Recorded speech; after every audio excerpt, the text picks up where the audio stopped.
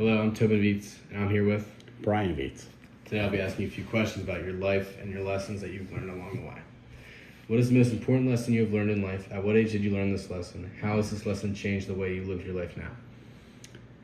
The most important lesson, I can't tell you what age that I learned it was, because it's been developed over time probably, but it's to keep your ears open and keep your mouth shut. It's not the nicest phrase or whatever, but you can really learn a lot by just listening to people. Some of it is you can hear how dumb somebody is. You could pick up smart phrases or smart ideas from a person by listening. It's you can get anything from anyone if you just listen to them and you let them tell you what they think, what they're about, and you can use it. You can use it probably in terrible ways, but I choose to use it in nice ways, where somebody says something smart or something a good idea. I'm like, yeah, that's a good idea. I'll do a little research on that, and then I learn more. So it's all about utilizing different things that you see in nature or people that are around you to make yourself better. I know growing up I've definitely heard mouth shut a few times, but it's probably... Yeah, it's not like talking to a kid where you're like, be quiet or whatever. It's more just like a philosophy that you can utilize for yourself to better yourself. Just try and listen more. Yeah, you always hear adults say that to kids, and sometimes it's because they want to tell the kid what to do, and it's similar if you think about it. Sometimes a parent is usually just saying, be quiet or come over here, sit down, stuff like that. But you can use that kind of stuff as you get older and to better yourself as well. Can you remember your favorite teacher, coach, or mentor? Describe the impact this individual had on your life. What were his or her most admirable qualities and characteristics? Does his or her teaching still influence your views and perspectives today? If so, how? Had many teachers, coaches, and mentors throughout 12 years of school, and then almost 20 years of just being in work at this point. The one teacher I always go back to is I had a Franciscan priest at LaSalle, which was Christian Brothers. But I had a Franciscan priest who was also a teacher at Archbishop Ryan when I was there. And he taught a religion class. It was a Catholic school, so I had to take a religion class. And the one I chose was titled The Bible, because I thought it would be simple and easy. Not the super best reason to take a class, but it was very general. So I was like, the Bible, that seems like, you're going to read stories in that. And it was the most eye-opening class that I took in college, because it was a priest telling me that not everything I read in the Bible was true.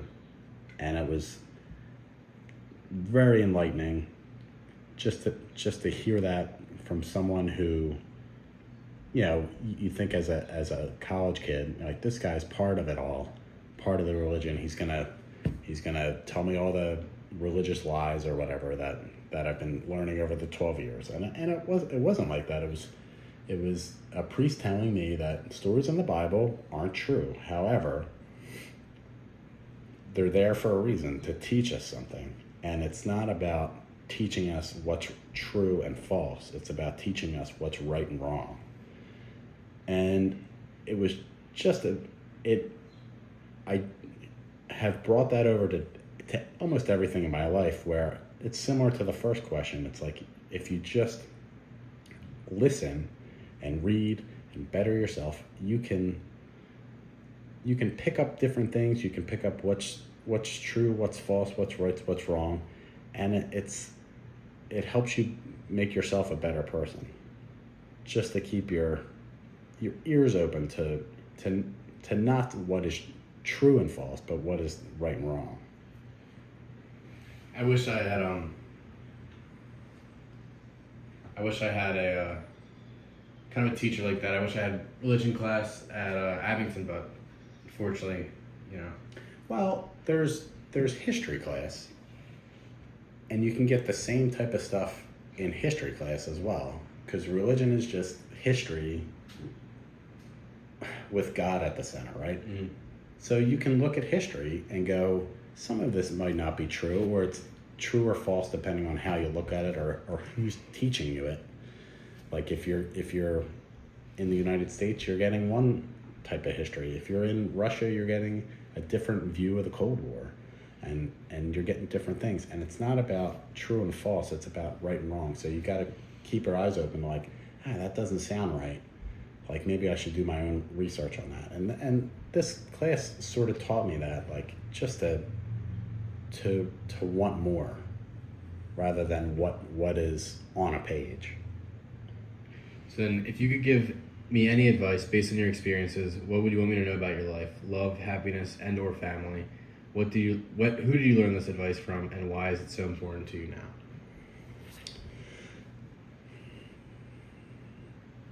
The probably, I can't tell you when, I can't tell you who taught it. It just developed over time. Is the best advice I can give you is to figure your own self out.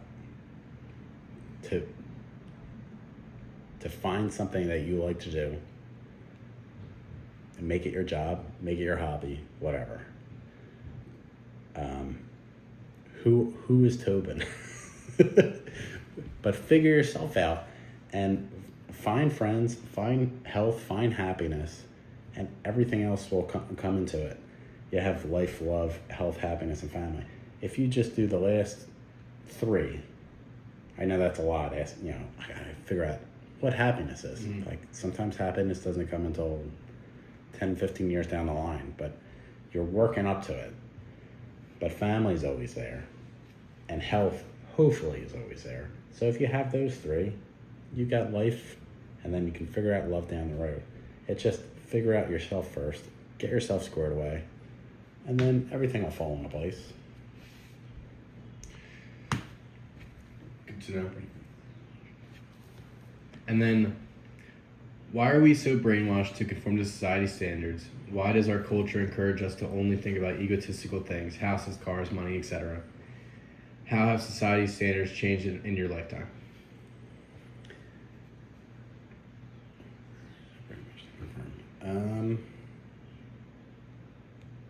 I think the brainwashing thing, and I have strong thoughts on the social media stuff, especially the TikTok stuff and like that stuff. That stuff is designed to keep you looking at it and to make you think that this is what you got to do. As silly as like when something happens, I gotta react. Mm-hmm. Oh, I gotta make a big face and like, oh my gosh, that kind of stuff.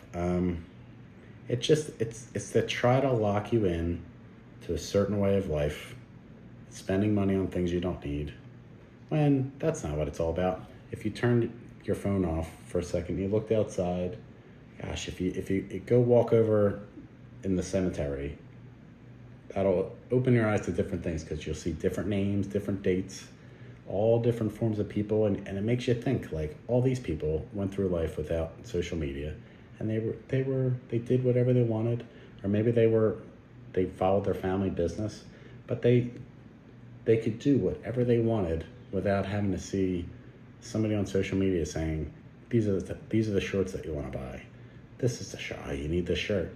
And it just it makes life much more fun.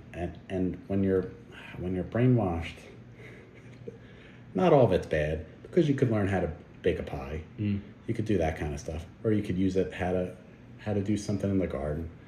But there's so many things that you guys are looking at, and it's making you think that you can only do certain things. You guys can do anything.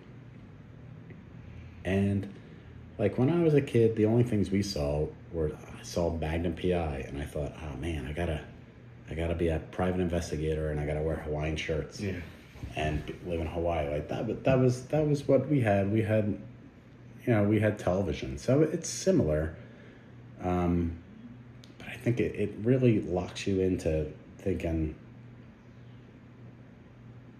the most important thing in your life is having people watch you on your phone, and it's not. There's so many things outside of it. I'm not trying to defend TikTok because I understand like it does try to keep you on your phone with just how it is set up and whatnot, but they do try. They do have like a STEM kind of thing, which like is like science, technology. It's math all and about stuff like it's that. all about what you use it for. Yeah, I know. Like I said, you could learn how to bake a cake, make Yeah. bread, like do something good. But I don't know because I'm not on TikTok, but I am on Instagram and I see all the videos that are on there, and it's just it's you really got to reach outside the box to get something good. But that's important. You really got to not settle for what's right in your face right away. Yeah. What has been your most influential moment in your life, and how has it affected you? How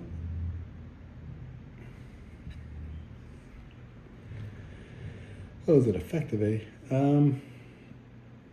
It's probably going to be a concert.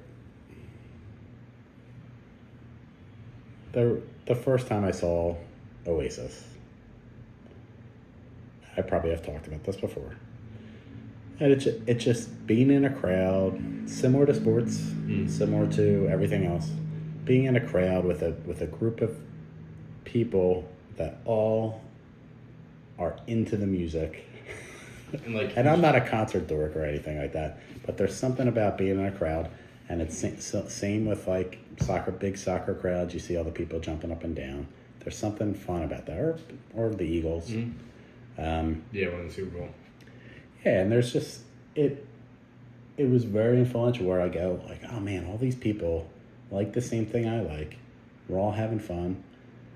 We're listening to this band that came from across the world to Philadelphia, to a small thing in Philadelphia. And it just there's something about it that just being together with a group of people. Yeah. I know I went to a concert recently, and very similar, like everybody coming together. One goal is to enjoy the moment, listen to the music that, you know, some people love, some people are just there to be there. But it's just like the camaraderie of everybody around you, knowing that you all are listening to the same music at the same time, enjoying it, and at this moment, yeah, you're all together in the moment. Yeah, being very in the moment. Yeah. And then, what is your favorite memory and why?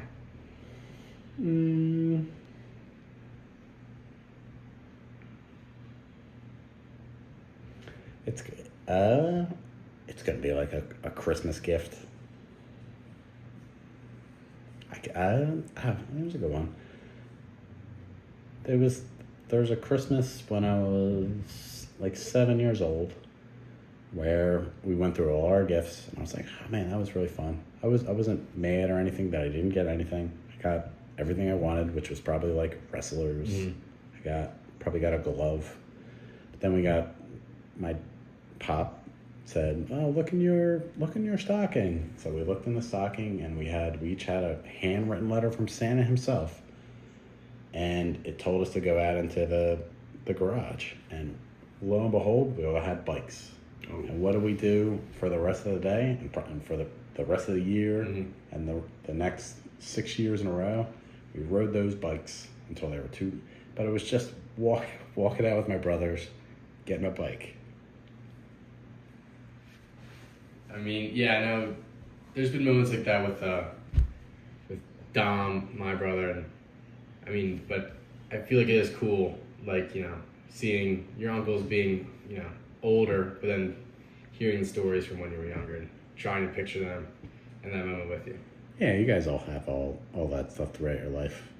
Where, it's similar to going to the concert. You walk out together, you high five, you got a bike. Yeah, and then you kind of celebrate and you freak out a little bit, and then you Yeah. and you calm down. You actually enjoy the gift. Let's go ride a bike. Yeah. There's I could tell you 15 of those stories probably, but that's one that comes to mind. I could also tell you about how a month later I rode that bike down a hill, Yeah. fell off that bike and scraped my face up. Definitely, So, definitely heard that story. but I remember that. But that is a memory, Well, with the good, there's always the bad. So, indeed. all right. Well, thank you, Father, for sitting down with me and talking for a little bit for this project. You're welcome.